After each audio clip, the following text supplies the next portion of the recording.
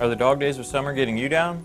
Well, don't worry, because with fall just around the corner, it's already time to sow seeds for your fall vegetable garden. Your County Extension webpage has all the information you will need to determine exactly what plants will do best in the fall in your particular part of the country. Plants like carrots, lettuce, bok choy, spinach, and radishes, along with cole crops like Brussels sprouts, cabbage, and broccoli, all love the cooler temperatures. Seeds can be directly sown into the soil outside or started in a propagation tray indoors and then transplanted once they have outgrown the tray.